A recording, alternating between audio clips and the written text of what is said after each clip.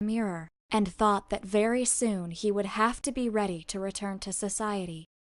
Nazcal was unsure of how much time had passed since he had visited the Council of Brax. After that night, he invested his vast fortune in creating a secluded mansion away from the civilized world. A huge and well-equipped workshop in which he could devote body and soul to his work, free from distractions. It had been years, or maybe even decades, since the last time he had contact with another human being. But loneliness meant little to him. All that mattered was that he was close to reaching his goal. Over the years, just improving his creative talent wasn't enough for Nazcal. His goal was much higher. He devoted day after day to research the same process Gaudeamus developed to make his works, becoming an unrivaled expert in lost science and supernatural rituals. With such unusual tools, he managed to create countless animated puppets, which were able to move by themselves, the very ones that now protected his mansion and took care of its maintenance. But they were all just prototypes for his definitive work, the ultimate puppet. An artificial being so perfect, it would not be aware that it was not alive. Nazcal solemnly went down to the heart of his workshop, where his most valued masterpiece waited for him. On the table was a body. Any observer would think without a doubt that it was a true human being. It had the same appearance as its creator, as identical as 2 drops of water. The master puppeteer smiled. In his next encounter with Gaudeamus, it would be his marionette that greeted him. An ironic joke that only he would be able to understand. After reviewing the status of the project for hours, Nazcal determined that it was only a matter of days until it was finished. Only a few pieces were missing, which should be stored in his secondary workshop. With unusual anxiety, he walked to the north wing in search of them. It had been a long time since he had visited that area of the mansion, and he was not even really sure of why he stopped going there. Upon entering the room, the master puppeteer was struck by the terrible state of the place. He didn't remember having forsaken it for so long. Without giving it too much thought, Nazcal walked to where the pieces were stored, but he saw something in his way which puzzled him. There, sitting in the workshop, was a corpse, holding the parts Nazcal had come for. His flesh, rotted and dried, was in pretty bad shape, suggesting that it had been in that place for a long time. Surprised, Nazcal approached to examine the body, but before he could do so, the puppet master became completely paralyzed with terror. Because, despite being worn and wasted, there was no doubt. The corpse had exactly the same face as him.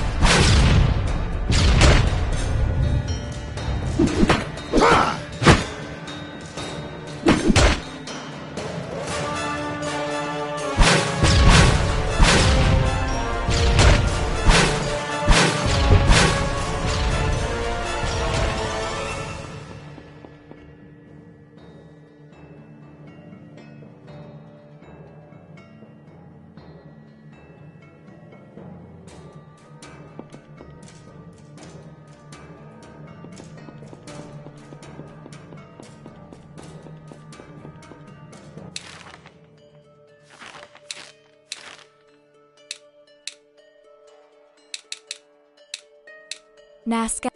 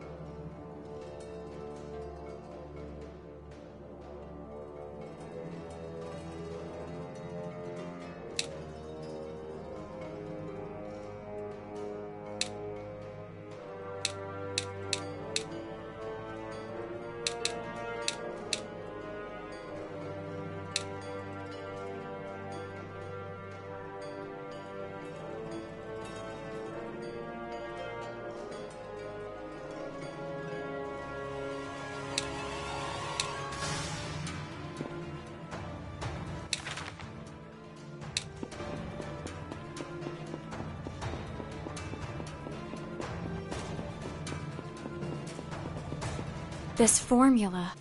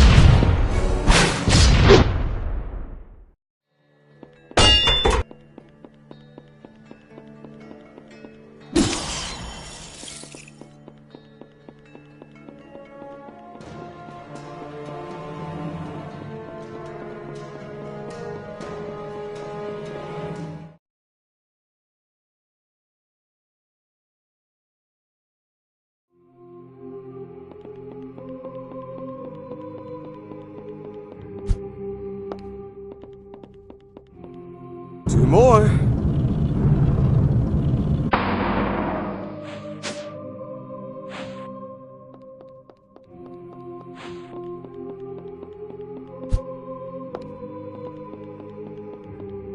One more.